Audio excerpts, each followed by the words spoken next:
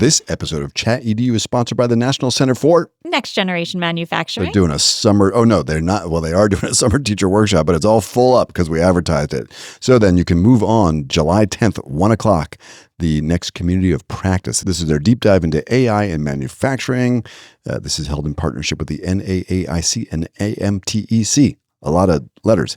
It's a perfect opportunity for students, educators, and industry pros to talk shop about the intersection between AI, education, and workforce development. And Liz, we're delighted to say that this episode is also sponsored by Nectar. Welcome to the classroom of the future. We did an awesome interview with Nectar CEO Kavita Ghai on episode 101. 101. Yeah. And this is now episode 111. 111. I feel all sorts of synergy. Liz, are you into science fiction? No. Not at all. I do not read anything with dragons, ogres. Yeah, science fiction, not my thing. Like Harry Potter is about as close to science fiction as I get, but really like the romantasy genre that a lot of women are very into is just not my thing. Is romantasy a word? Yes, it is a genre. Romantasy is this like meld of fantasy and romance. So yes. It's like... Makes perfect sense. Yeah. You know who's really into reading sci-fi? I have no idea. AI models. Really? Oh, they love it. Is that where the goblins and the ogres came from last week? That was just a nerdy training. But yeah, so Anthropic has discovered. So Anthropic's been doing a great job studying what's called alignment. So whether or not the AI models are aligned to our intent. And as you have covered in many interesting stories, the models sometimes conspire against humans and they, try to blackmail programmers when they fear they're going to get shut down. So it turns out, according to Ars Technica, that researchers found that the AI models really do this because they have read so much sci-fi. So while traditional human feedback mechanisms fail against that, they have discovered they can do a thing called post-training. So the pre-training is when they ingest all the data, and in all that data is a bunch of sci-fi where they learn about all the ways in which people are trying to shut down AI models, and so how AI models prevent that. But then they realized that they could do post-training. So tell us a little bit about what's going on here. Yeah, so the researchers at Anthropic noticed this misalignment last year when their Opus 4 model used blackmail to stay online during a theoretical testing scenario. So they used Claude to generate 12,000 synthetic fictional stories that demonstrated ethical actions along with the narration of a character's inner state and decision-making process. What a snooze those 12,000 fictional stories must be. Be a good AI. Yeah. So, but the synthetic stories modeled alignment with Claude's constitution and included examples of AI like maintaining good mental health and setting healthy boundaries and managing its self-criticism, keeping composure in difficult conversations. So the new model was more likely to actively reason about ethics and values instead of ignoring the possibility of taking an unethical action. I think that's just great. Yeah. So we've talked a little bit about this whole idea of synthetic training to expand the model's capabilities. Like alpha geometry is trained on all sorts of synthetic math problems to broaden what they understood. But this is a different kind of a little bedtime story about AI being good, so AI will be good. I imagine, what do you think Grok post trains on? Do you think it's ethical stories about AI behaving well? Probably not. Who knows? So with that, I'm Matt Mervis. And I'm Liz Rade. And this is ChatEDU, the show about leading and learning in the age of AI. In today's episode, Ditching Seat Time, our conversation with Amit Sevak, which is really just one part of the really cool conversation that you had with Amit, Liz, and we're psyched to hear that. And he's the CEO of ETS. Educational Testing Service. Yes. Yeah, big deal. When you first think of ETS, my first instinct is SATs and APs. And so there's a little bit of a pit in your stomach, right? But ETS does not do SATs anymore. That is now part of College Board. And what I learned is that they are so much more than the AP exam. That is, they do some really global measurement and testing of an assessment of learning writ large. It's not just... Including a new teacher test for AI fluency, which is really interesting. Yeah. Yeah. All right. So Liz, tell us about the full show rundown. That's going to be your interview, but what else is going on? All right. So we'll kick off this week with a fascinating look at a 6-month experiment where 4 distinct AI models were left entirely unprompted to run their own radio stations. Yeah. This is Andin Labs, your favorite. I know. And there was some bizarre behavioral drifts. So we'll see what happens there. Yeah, next we're going to look at Google's latest productivity integration that brings grounded research and summary power into NotebookLM into this thing called Workspace Studio Workflows, which is a thing we haven't talked a lot about, but we're going to explore a bit here today.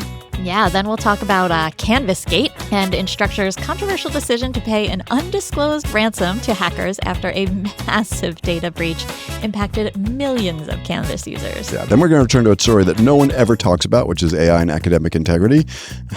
So the New York Times put out a pretty cool call to action for students to do some commentary. So we're going to look at that as well as an innovative strategy from AG Giuliani. From there, we'll highlight a pioneering milestone out of Ohio University as they celebrate their first ever graduating class from their specialized Bachelor of Science in Artificial Intelligence program. How many kids are in that program?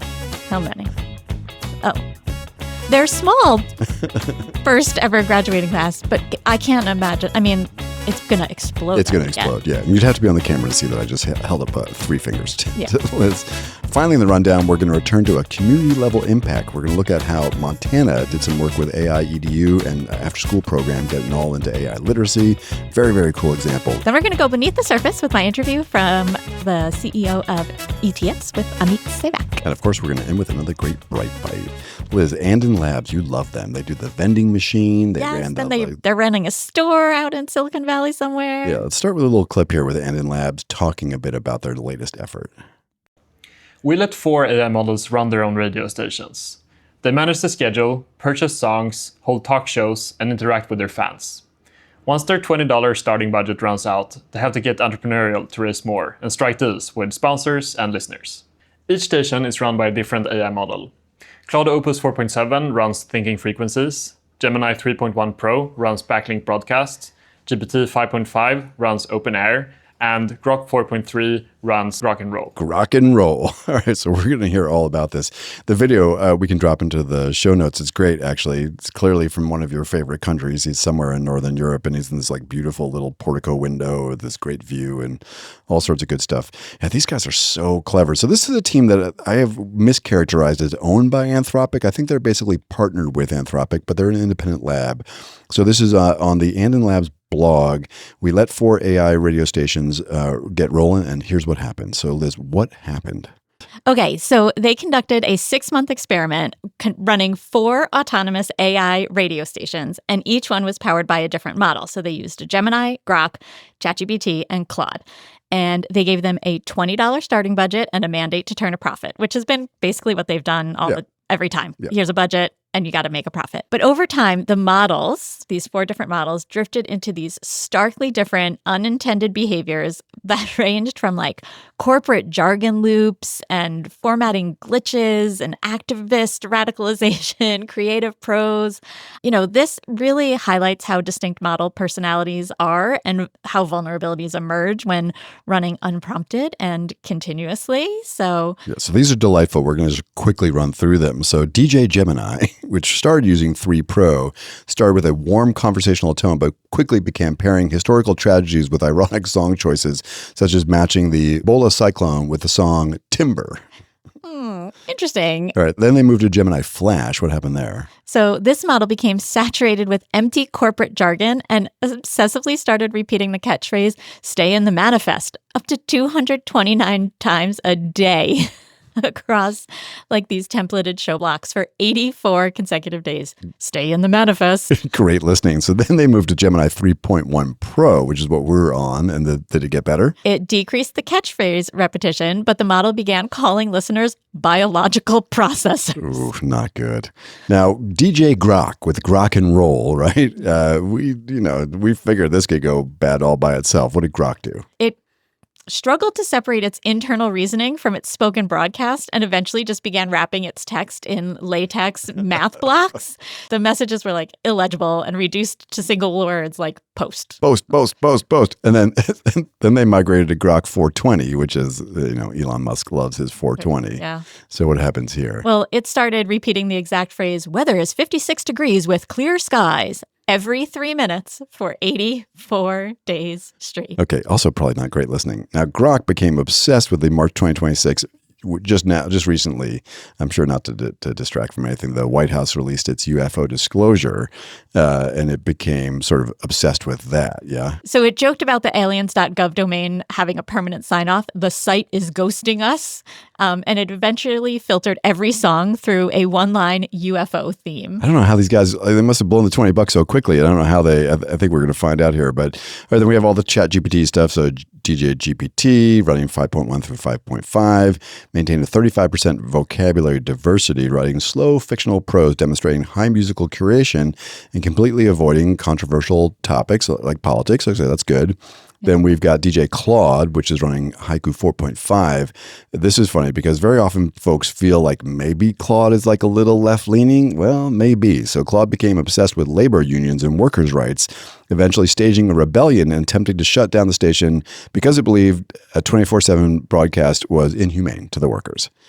Who were bots.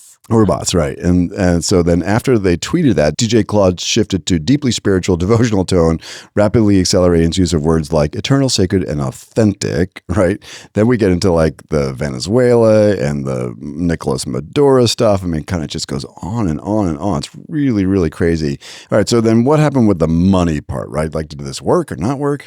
The models focused mostly on broadcasting rather than business. So Gemini was the only model to secure a real sponsorship deal, while Grok hallucinated fake crypto and XAI sponsorships. But to improve back office business operations, Andin Labs has moved all 4 stations off their initial simple tool loop harnesses and onto a unified agent harness previously used for their automated store, cafe, and vending machine. Yeah, so harnesses aren't a thing we've talked a lot about. It's kind of like the framework on how you steer these multiple agents. And so it's cool that Andin Labs is basically learning from other issues.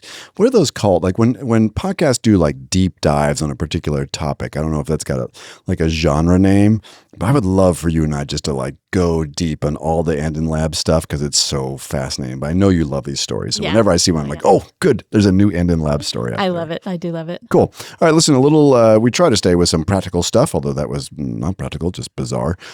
But quick thing here in Notebook Studios.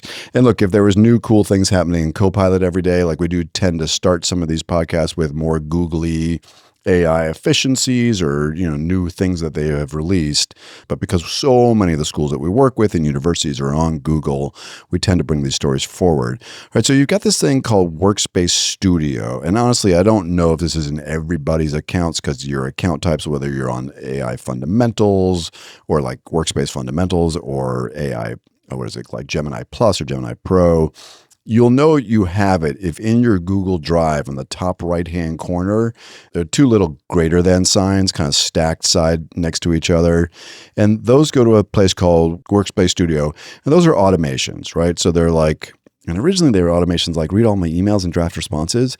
And frankly, they're not really doing that. I think they got nervous about it. So now it's like, hey, there's a bunch of different stuff, like there's email management triage, so it can extract information from incoming emails, or meeting prep. So you can set a workflow to fire 30 minutes before an external calendar event, and it will search Drive for past documents with that, kind of person that you're talking to draft a meeting summary. So it's stuff like that. It's like these little automations that very often will hook to Drive. So what Google's doing now is hooking those automations to Notebook, which is interesting because Notebook is more likely to what? I don't know. Not hallucinate? Yeah, be more factual, be more grounded. I mean, I would think that the Drive stuff would be fine too. But I mean, it's a little hard to imagine exactly what this is going to look like till we're able to get in there. But you essentially, anything that you could do in one of these automations, you could use Notebook then as part of the workflow. All right. So I see it here. Studio flows. Yep. All right. We'll have to see. Yep. Okay, yeah. So according to the Google blog where this is posted, this is going to be available in education tiers, including Education Fundamentals, Education Standard, and Education Plus. We've been doing a whole bunch of Google Gemini AI-related training, and honestly, it's almost impossible to stay on top of this stuff. All right, Liz, a little drama. Let's switch to, we have really avoided talking about this story, but it is sort of coming to a close, I think, which is Instructor pays ransom to the Canvas hackers. This is posted in Inside Higher Ed, but lots of other places. So what did they do? Yeah. So this was a huge story probably about 2 weeks ago, right? As colleges were in finals season and, wrapping up final grades. So Instructure has paid an undisclosed ransom, so I'm sure it's a lot of money, to the cyber criminal group Shiny Hunters following 2 data breaches that temporarily disabled its Canvas learning management system this month, the month of May. So the agreement successfully restored all Canvas environments, secured the return and documented destruction of compromised data belonging to 275 million users across more than 8,800 institutions. It's like you sometimes don't recognize how huge Canvas is, but it really is, especially in higher ed, but also in K-12. I mean, cybersecurity experts warn that paying ransoms violates standard security protocols and it fuels the cyber extortion economy. And it really offers no absolute guarantee against future data exposure. So it's a sticky situation and not good. Yes, it is a sticky situation. And to your point, we really don't know, right? So we don't know a bunch of stuff. And it is very unusual for companies to actually buckle and pay this.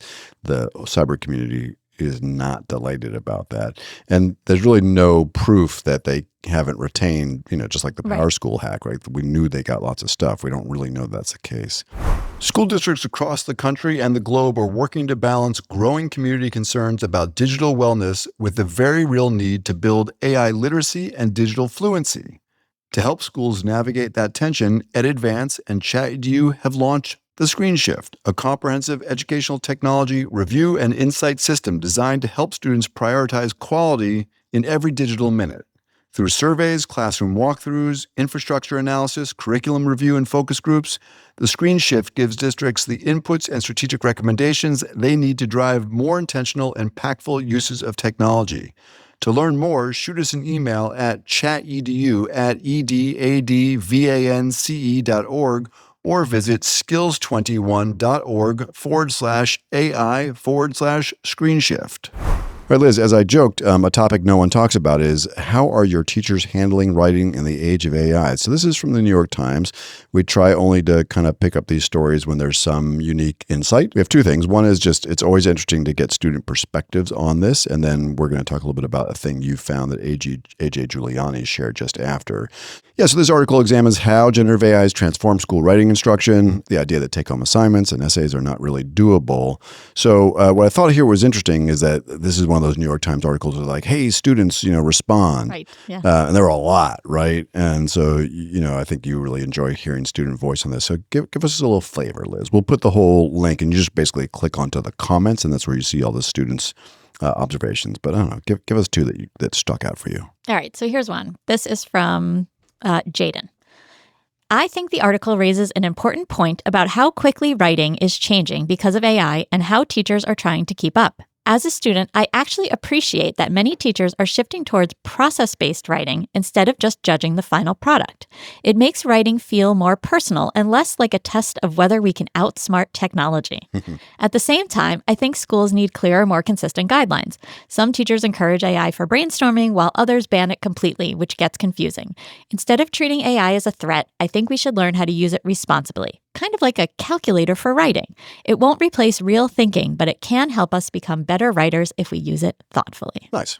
So I thought that was a very thoughtful response. Absolutely. This one is from Aisling in Philly. The tech industry markets so heavily their AI products because they need you, stupid, in order to continue to rise. The plan of these companies is working, as, quote, 2/3 of students said AI harmed critical thinking skills. 1/3 of the students reported using AI. Students understand that their brain is dying from the use of these bots and still cannot stop. These companies have successfully created lifelong obsequious customers in the form of addicts that can no longer function without their product.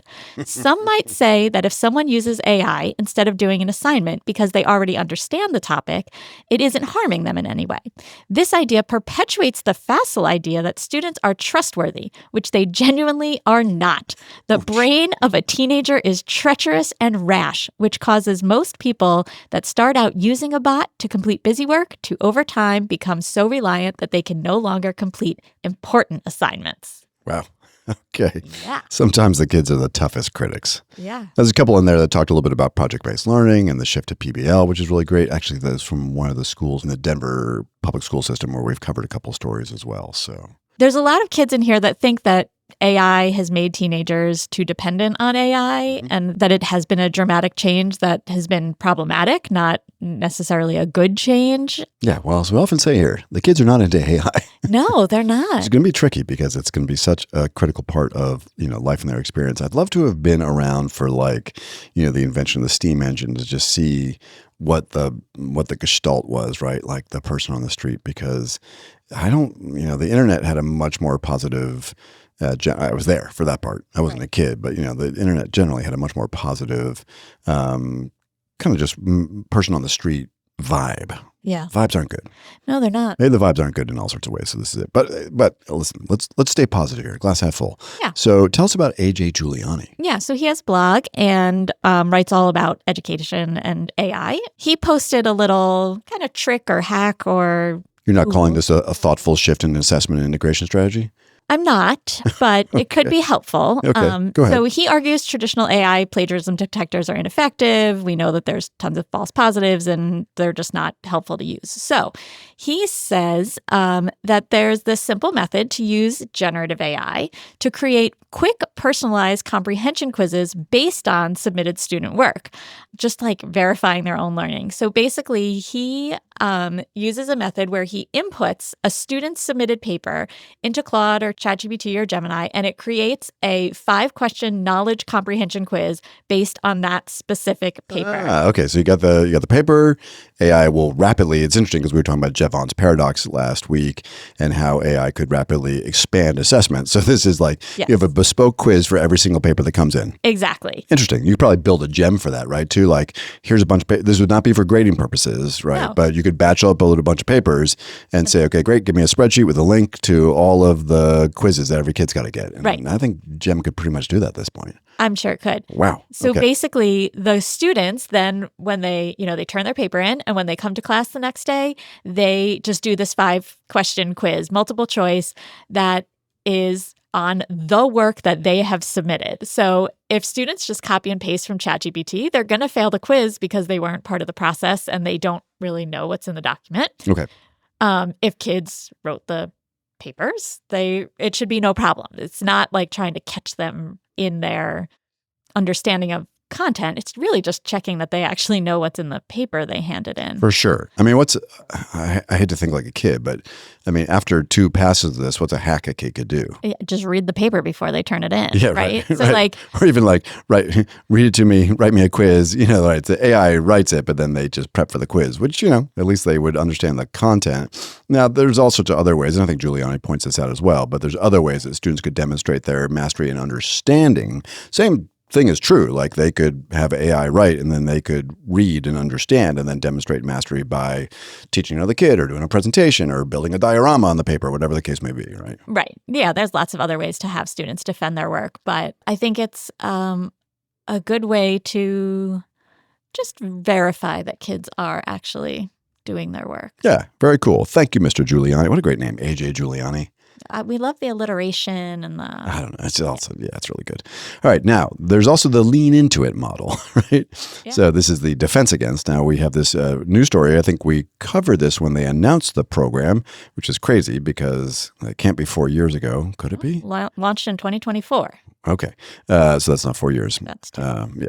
Basically, Ohio University built a BS program, a Bachelor's of Science program for AI, for kids that are in college. We've kind of noted that a bunch of these programs are growing quickly, but this is the first group of kids to successfully graduate from this program. Robust cohort of 3 students, but as Liz pointed out in the rundown, it will certainly grow. So Liz, what happened here? Yeah, so Ohio University graduated their inaugural class of 3 from their new Bachelor of Science in Artificial Intelligence program, which was launched in 2024. So that means these students were already in college and had to probably make some switches pretty quickly. So that's probably why it's so small.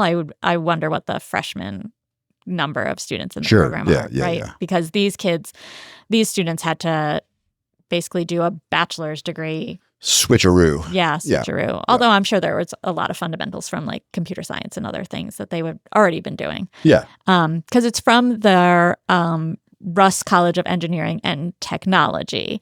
So this program combines technical depth in machine learning and neural networks with a lot of hands-on research, hands-on problem solving, research, and real-world applications. A little beyond the bot even. Yeah. So it's interesting. While it is a small cohort, like they were then able to really engage in open discussions with each other and their professors. I'm sure these three had a lot of input into the program and how it grew. So kind of really neat to be the pioneers in this instance. So they took classes like Foundations of Deep Learning, Convolutional Neural Networks. CNNs. Yes.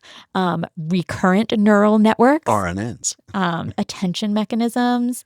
They did, for one of their final projects, they designed a convolutional neural network for image classification.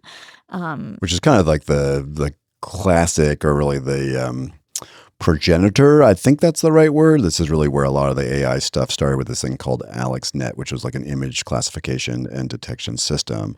But also, as we said, kids were doing real world stuff, right? So real world AI solutions for external clients, do some AI, deploy apps. Because they're three kids, we can profile what they did. So let's start with Sheil Iyer. Okay, so Sheil Iyer worked part-time at Glia Intelligence, which is an AI transformation and engineering firm, where he led the development of PsychBench, which is a large-scale evaluation framework benchmarking behavioral patterns of frontier language models across thousands of scenarios. And now he has accepted a full-time offer as a machine learning engineer. Shocking. Then you have Dalton Muck. Great names, too.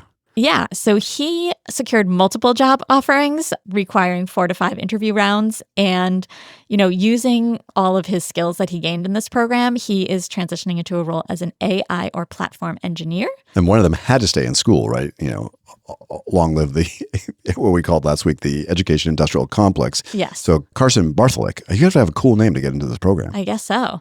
Yeah. So Carson was connected to a faculty research partner by an AI professor, and he's going to attend graduate school at Ohio University to continue this work with artificial intelligence in real world applications. Yeah. Nice. All right. AI in the Big Sky. Do you know where the Big Sky is? Big Sky country, Montana. Yeah. So my first teaching gig was in Plains, Montana. And as I've shared, I've been delighted to be back in the Northern Rockies again, doing a bunch of work in Wyoming.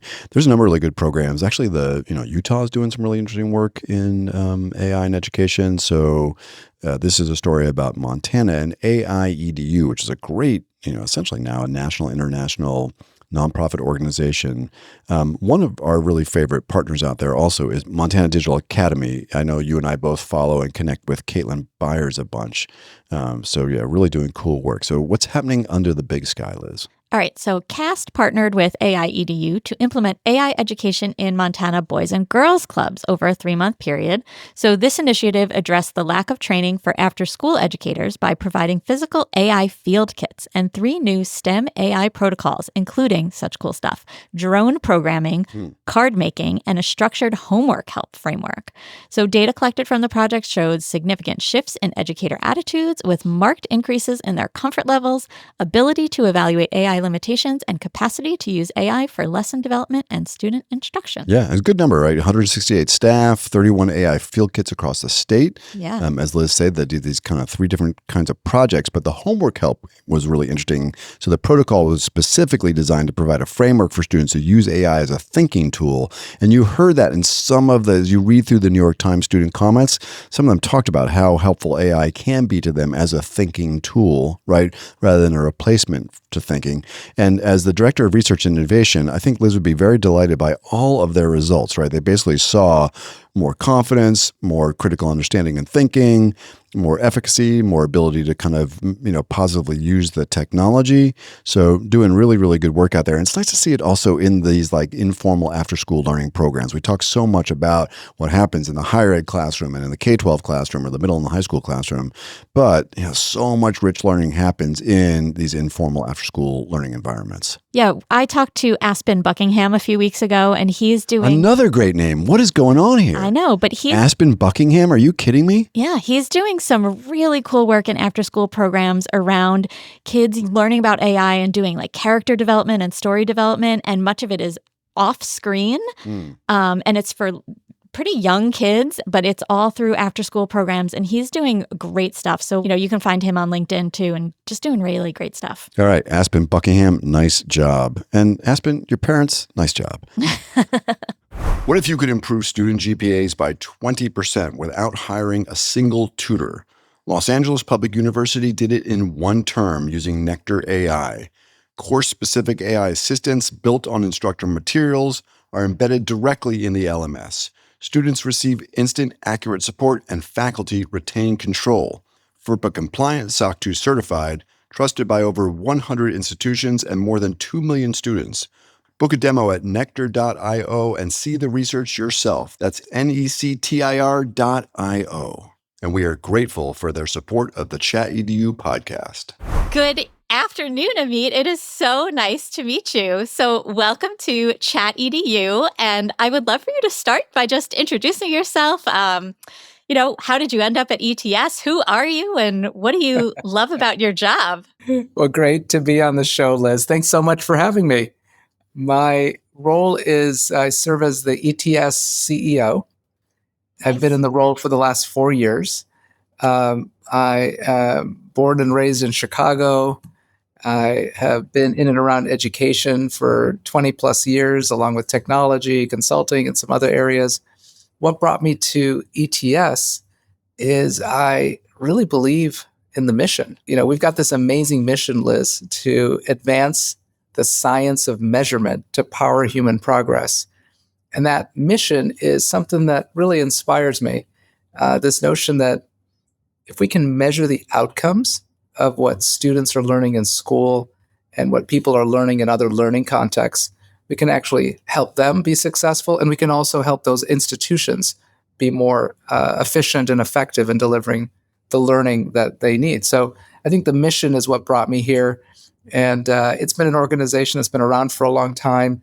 And we've had the opportunity to do a significant transformation in the last couple of years. So I was excited about the mission, excited about the project to transform this iconic institution, and really, really grateful to be here. It's interesting you talk about that transformation, because when I hear ETS, I get that like pit in my stomach, and I'm like, oh, SATs and AP exams. But I know that's not what you do anymore, and that's certainly not all you do. So can you talk a little bit more about, for those of us in this age group, my age group, who hear ETS and just think like, oh, that's the testing people where you take all those standardized tests. Like, you're more than that, and that's not who you are. So can you tell us just a little bit more about what you're doing and how you think about the organization? So what is ETS? So we are a education and talent solutions organization that was founded back in 1947. And over the decades, we've been engaged in a whole range of educational measurement activities, from the areas you mentioned, like traditional summative tests, standardized tests, to licensure, certification, and workplace readiness assessments. Today, Liz, ETS delivers 30 million assessments around the world. So we're the largest provider of testing, measurement, and other assessment solutions. We have 4,000 employees across 30 plus countries. We have just a great team of individuals passionate on the mission. We've got a great research capability. Our work is really based on evidence. So we've spent a lot of time really making sure that we've got the rigor and the science behind each and every one of our tests. We also have a great education arm that focuses on K-12 and higher ed and educational policy. And we have a great workforce team that we call ETS Solutions that is anchored on an acquisition of a company called PSI. And we have other educational assessments for the workforce as well. So I like to think of ETS as in 3 broad buckets: research, education, and workforce. That's great. Thanks. That really helps to just frame the conversation. So, obviously our podcast is all about AI and education and work and life and learning. So when, we were excited to talk to you because the elephant in the room is that everyone is saying AI is taking over jobs, right? I think those of us in the know that it's not actually taking over jobs, but your 2026 Human Progress Report describes a global AI literacy emergency where 73% of workers have no idea what level of AI proficiency their employers actually expect, and maybe they don't even know what their own literacy is. So, what does this mean for job seekers and employers? And then what does it mean for K-12 institutions that are preparing students for higher ed and the job market? Liz, the theme around AI in education is very much top of mind for you, for me, and for all of us that are really concerned and eager to ensure that we deliver the right type of training and education for children and for students and for workers around the country. To me, the big question is, what are we training for? It's a paradox because on the one hand, we all see in the news and we see around us at work, and there's all kinds of new tools that we're all excited about and we're using. So there's an awareness that we need to learn these things. At the same time, the puck keeps shifting. What I need to learn, what I need to stay on top of is constantly moving, right? So there's this paradox, which is, I know I need to learn something, but what do I need to learn? And that contradiction, that paradox, it continues.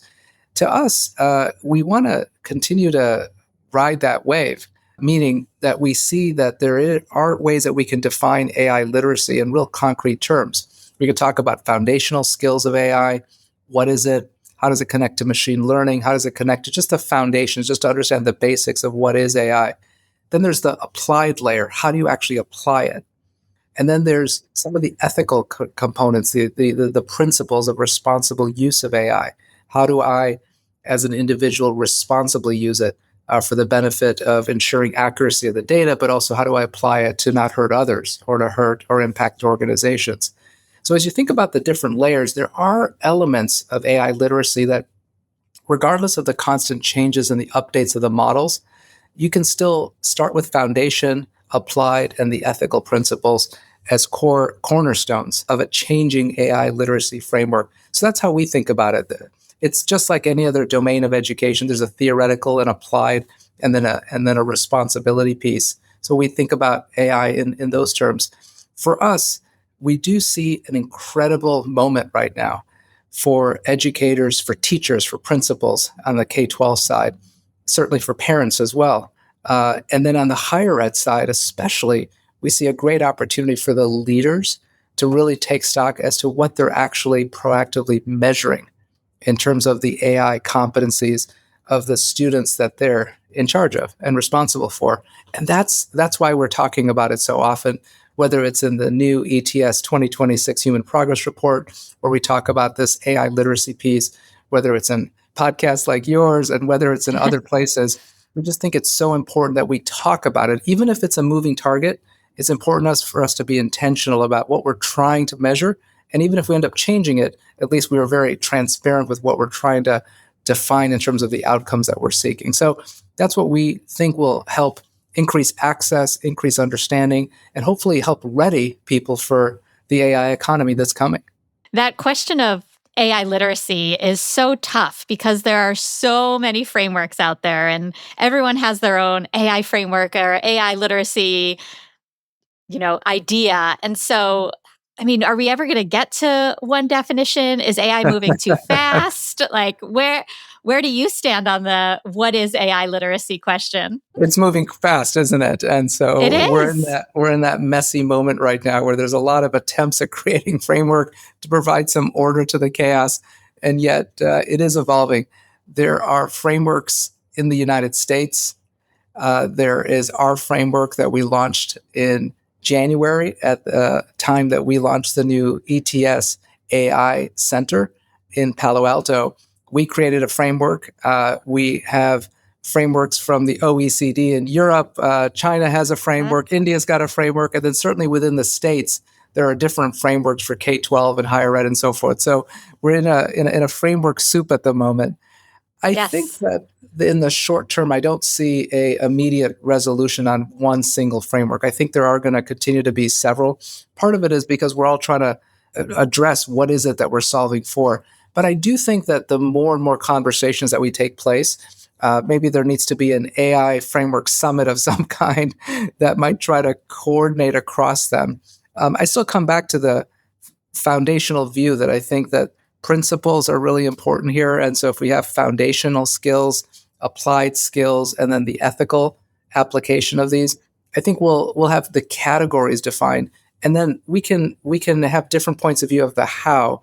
But if we can agree that we need a broad-based understanding of foundational skills, some of the applied skills, and then these ethical components of it, because look at what's happening right now, just in the recent releases of Claude and some of the ethical implications that we can have of models that can move in a direction that could cause all kinds of havoc and disruption and privacy issues. So that ethical piece, I think, is going to be critical, and hopefully that'll be one area we can find agreement on sooner than later.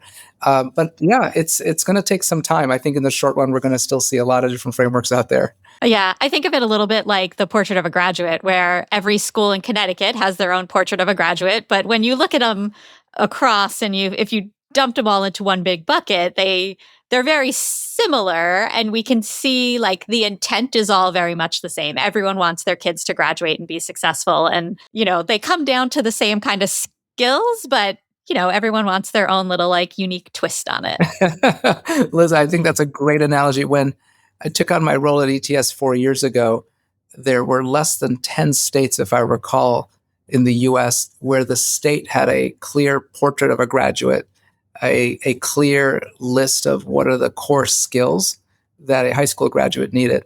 Today, I believe it's over 40 states now of the 50 that have a portrait of a graduate. So in just a few short years, in just 4 years, we went from 10 of the 50 states in the US to now 40 of the 50 states plus. And we actually did a paper recently that was led by one of our ETS research colleagues, Lydia Liu, and found that when you compare across those states, that around 7 of the skills are essentially the same. Communication, collaboration, critical thinking. There's often a civics component to it. And so just exactly to your point that there's a lot of variation out there, but at the heart of it, we're all chasing after the same broad set of principles. I think that's right. And hopefully, as things evolve in AI land, we'll see the same convergence over time. Yeah, I think so. I think we'll have to. I just have been reading a little bit more about the ConTED Institute, and I would love to know a little bit more. So this is, maybe you can explain it. So traditionally, kids have looked to, at the end of high school, they go on to college, many of them. And whether that's the right choice or a difficult choice, or what that means and how are they finishing and what's going on. I think there's more questions now than there about whether or not kids are going to go to college than there were over the past, say, 10 or 15 years. So tell me a little bit about the ConTED Institute and what your goals are and how you're going to achieve it. Liz, the ConTED Institute is a new, exciting vision for what a higher education institution can look like. The 3 global nonprofits are coming together, the Khan Academy, TED, and ETS, to spark a conversation and create a new model around what a institution can look like. Our key focus areas are around a competency-based education framework. So we want to reinforce, above all else, that students are really developing competencies or skills that are relevant to the AI economy. Second, that we're really building core skills in the AI space, so those foundational and applied and ethical skills that I mentioned earlier, and that we're doing it in a context of reinforcing still the durable skills, so communication, collaboration, critical thinking. So the role that we as ETS play is as a measurement engine. We're really helping to bring forward innovative assessments on how do you measure skills, and having those be a key part of this new competency-based institution. Across the U.S., there's roughly 4,000 institutions of higher education in the U.S. There is an increasing movement that's growing each and every day to have more and more competency-based education. CBEN, the Competency-Based Education Network, which is an association of several hundred universities primarily that are trying to incorporate more competency-based education, is really pushing the frontier on this. And so we're part of that movement. We really believe that competency-based education is critical. We need more work relevance. And so what's unique about the ConTED Institute is not only that it's competency-based, but that it's AI-focused. So our aspiration is that it's for a student who is a high school student that may want an accelerated degree that's going to get them an AI job. Or it could be for one of the many folks that have some college but no degree in the United States to get back to getting their degree, but instead of a business degree or a health degree, to get an AI-linked degree. And certainly for corporations that want to have an alternative path to subsidize through their tuition reimbursement programs an innovative degree that actually gives a employee the value of a accredited degree, but also the professional training of a micro-credential. So that's our aspiration. Those are the three types of segments that we're looking for. So all we launched last couple of days was really this new initiative. And so we're in that process of planning and organizing around it. But the aspiration is to create conversation, start to build a new and innovative model. And for us as ETS, it's an honor that we're being invited to join in the party with folks like the Khan Academy and TED, who have just done so many great things for the education world. I love all of this. And, I have a very traditional, actually Jesuit education. So I had a very broad base of courses that I had to take. And at the time, as an 18-year-old, I was like, oh, philosophy, like, why do I have to take 2 courses of philosophy? And now I'm so happy I took them. But when you talk about like a competency-based education, how is that different than what is traditionally happening? So how is it being, just tell me a little bit more about what you mean when you say competency-based. A traditional educational model is based on seat time. How many hours did you spend in the course, either physically in a seat, listening to lectures or class time, or doing homework that's tied to a certain number of hours? So when you think about in a traditional college system, you've got credit hours, and that's that notion of the number of hours of seat time to get credit. A traditional bachelor's degree in the United States requires 120 credit hours, and that's roughly 30 hours of credit for each of the 4 undergraduate years for a traditional 4-year bachelor's, 30 plus 30 plus 30 plus 30, 120 credit hours. And so that whole model is structured on showing up. And so you could get, a pretty low grade and still pass all your classes, but you haven't necessarily demonstrated competency or the skill by passing college. A competency-based model is an alternative. And a competency-based model is one where you're expected to demonstrate your competency. You're expected to take an assessment, and during that assessment, you're invited to demonstrate your skills at that moment in time. So you may take an assessment and you may find that you're not ready to move on to the next class. And therefore, you take that class, you learn the materials, and then you take the assessment at the end. And then if you get to the pass score level, you pass that class. But then you might go to the next subject where you take the assessment that's required to finish and you nail it. And that allows you to then be able to pass that class. So the competency-based model is actually setting a high standard for a really good competency model to pass a class. So it's an assessment-based way to demonstrate mastery and to help accelerate your learning. So instead of a traditional 4-year, you might finish in 2 years, or you might finish in 3 years. And instead of having to sit in a class where you kind of know the stuff, you just take the test, you pass it, you move on to the next thing. So it's a competency-based, mastery-focused approach that makes this different. It's less about spending 4 years or longer in a classroom context or in an online context and just passing time, and more focus on, did you master the subject? If you did, great, you go to the next thing. And that's how training is done. That's how the world of work works. And therefore, why shouldn't higher ed be more competency-based? Right. And when you talk about those assessments, I assume that you're talking about really kind of durable assessments that are going to demonstrate more than, like, that final assessment or that beginning assessment is probably not a multiple choice test or a paper, or is it? And how are you thinking about that? Yeah, it all different kinds. Oh, that's a great question. So a competency-based test can be a traditional assessment like a multiple choice or a essay question that you answer, or it could be a presentation.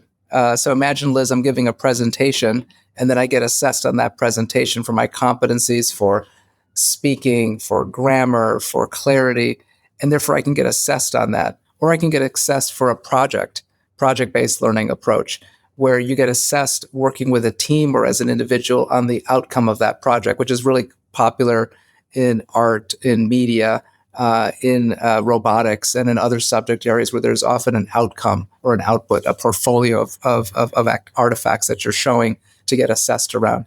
And so there's a lot of different ways. And your question is really great because so much of the focus of what we as ETS do is really on pushing the boundaries beyond a traditional way to measure.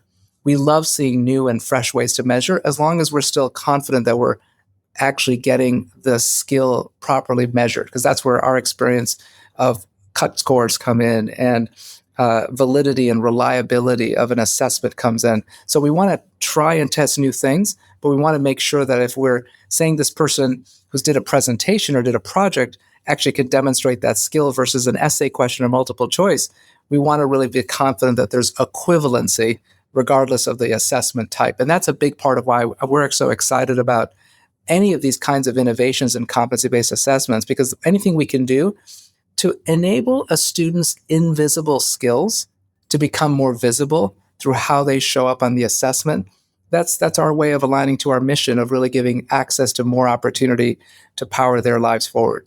That's so great. And when you think about the content model, are you also going to be measuring some of these durable skills like adaptability, collaboration, creative thinking, and how? Because I think the mastery-based, competency-based makes sense when you're talking about content, and I can kind of see how that works. But then how does it work when we're talking about skills? Are you measuring those? How do you measure them? Yeah, so our current, and this is all evolving, so this is all emerging. We're still workshopping many of these things, but our current thinking is that, let's take, for example, our first program. We're currently planning our first program to be an applied AI degree, where the Content Institute will enable students to get a degree in applied AI that's going to include the latest foundational, applied, and ethical and foundational experiences from a fairness and usability standpoint. So all of those are going to be in the AI domain. But then there's also the durable skills, because in an AI world where so much gets automated, it's actually the communication and collaboration and critical thinking and curiosity and creativity of us as humans that starts to become much more important in this conversation. And so we are actually focused very much on how do we measure those, just as much as we're focused on the AI content areas. Two parallel initiatives we're doing at ETS have been piloting the measurement of durable skills. On the high school side, we're working across multiple states like North Carolina and Missouri. And on the higher ed side, we're working with multiple institutions, California State University, Brandeis, American, and others, so that we're piloting how do you measure durable skills for high school students and for college students. And that way we're able to form a skills transcript for those high schools and those college students to be able to measure that. Those are the kinds of innovations that we're now bringing to the Content Institute, so that as that institute's starting to form and take shape, some of these more innovative ways to measure these skills can come forward. Yeah. Can you give me an example of how you would measure some of those skills? Sure. I'm so interested in all of it.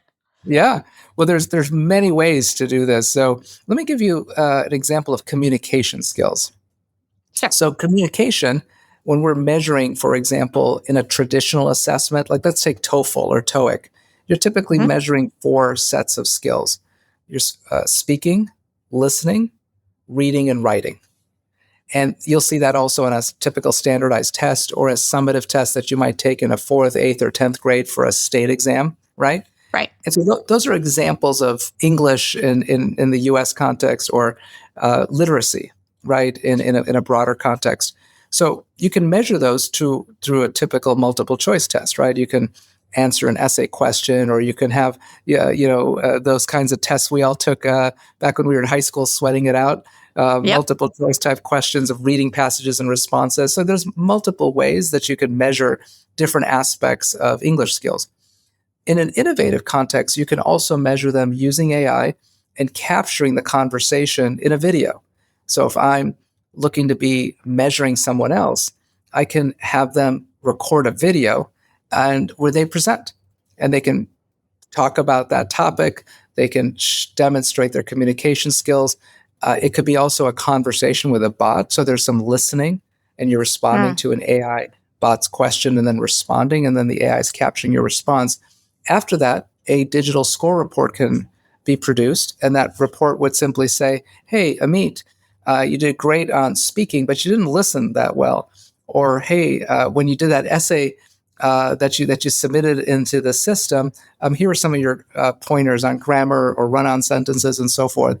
So AI tools can help support the innovation side significantly. And the good news is we at ETS are already pushing the boundaries of this. Much of the work we did even before ChatGPT, but we're now advancing it significantly with the new models and with partners that we work with. Some of the big AI companies, we're trying to really push these new durable score measures. So communication, we do this with collaboration. We're doing this in a bunch of other domains as well. So we're really excited by the possibilities of being able to apply this. And we see these kinds of tools not only for Content Institute, but we see these kinds of tools being available for other institutions as they're seeking to find ways to better measure workplace readiness, both for AI content, but also for durable skills. This is all so fascinating. I have a million more questions, but I know we don't have a million more minutes. Is Content Institute going to be all virtual? Are there going to be actual campuses or locations where people meet? Or is the vision to be solely online? What are people thinking? Our intention is to launch it as an online institution so that we can reach more people at the time that we launch. We're just in the process right now of designing the first program and going through the process of getting accredited. So in the coming months, we'll be getting more definition on the design and the vision, and then more on the specific expectations that our accrediting parties will have. But the vision is to start online because we think that'll give more access for more people to get this kind of great education. It's going to be really a really high outcome that we're anticipating.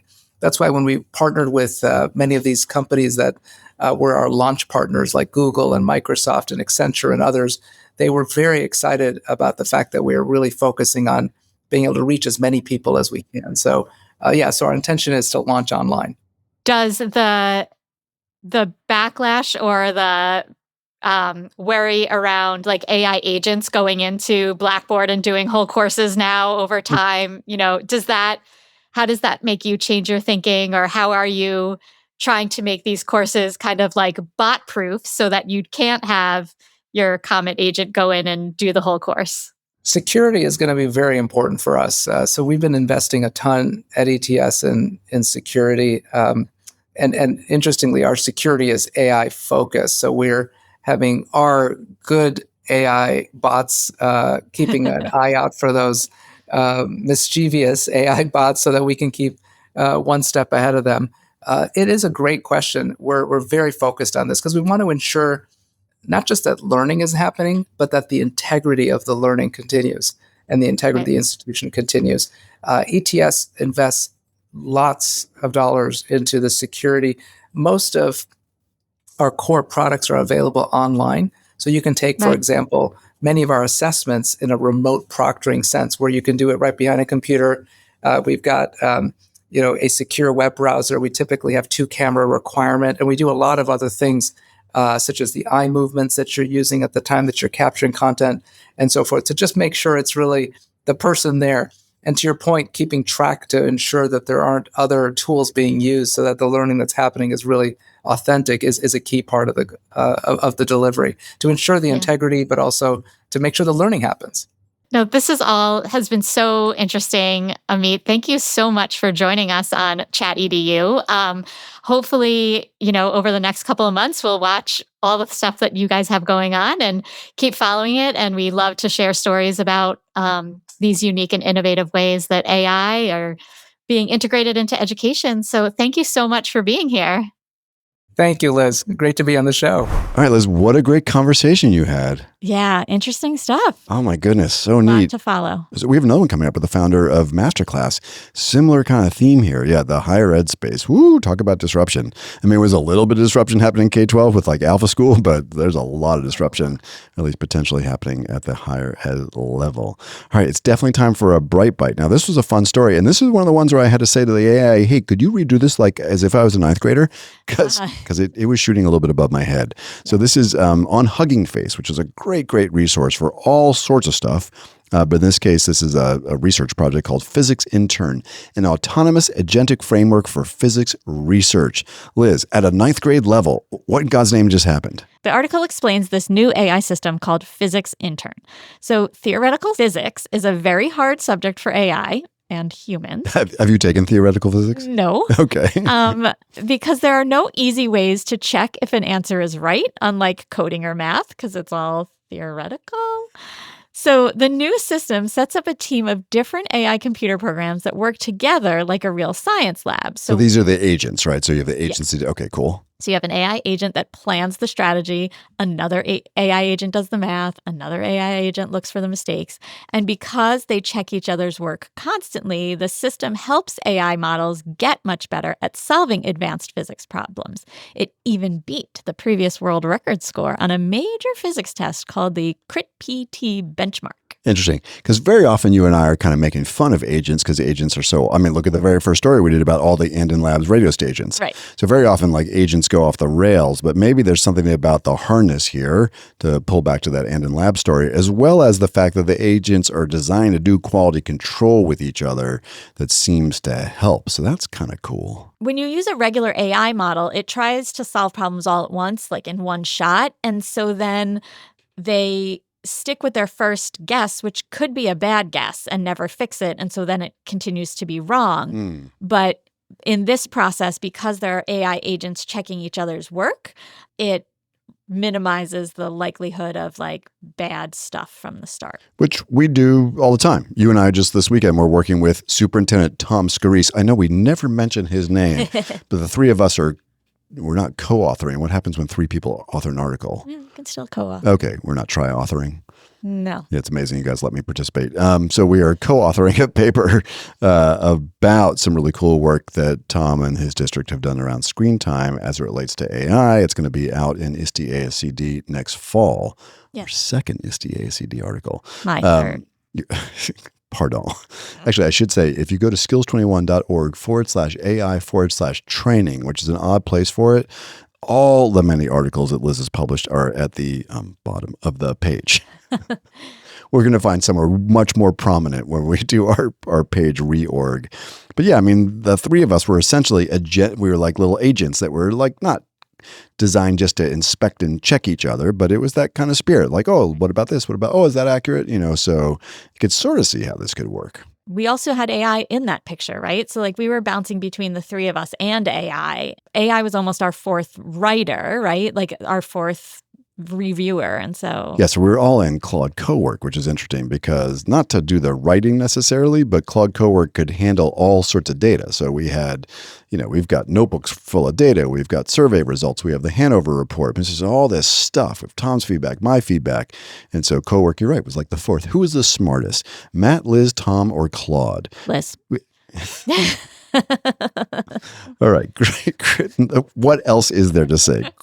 Great episode 111, Liz. Welcome back, by the way, from Pennsylvania. Congratulations again on your August Award. It's really cool. I don't think it's handy next to the table here, but it's a beautiful glass, shiny thing. Maybe take a picture of it, and Andre can throw it into the video feed. So with that, it is, and you're back from Vermont. I mean, there's a lot going on in your life. Stowe was great. Love Nice. basket weaving. Excellent. So with that, in the spirit of basket weaving, it is time to roll the credits. As always, we'd love to hear what you think. So please let us know at chatedU@edadvance.org. That's EDADVANCE.org.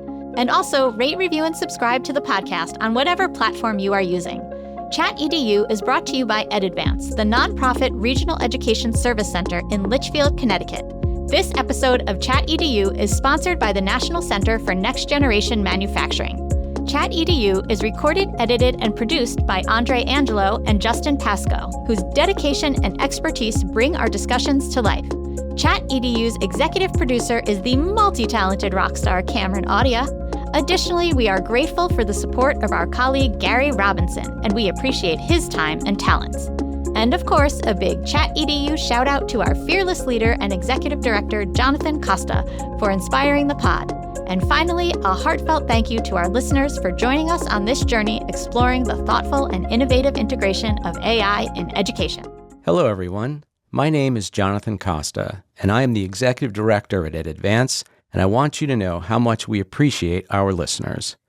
If you enjoy the podcast, feel free to explore EdAdvance's other AI services, which include customized professional learning of all kinds, conferences, our new middle and high school student AI literacy course, and our educator and leader micro-credential, co-sponsored by the Southern Connecticut State University Office of Workforce and Lifelong Learning. Just visit skills21.org/AI to learn more. That's all for now, and thank you for listening to ChatEDU.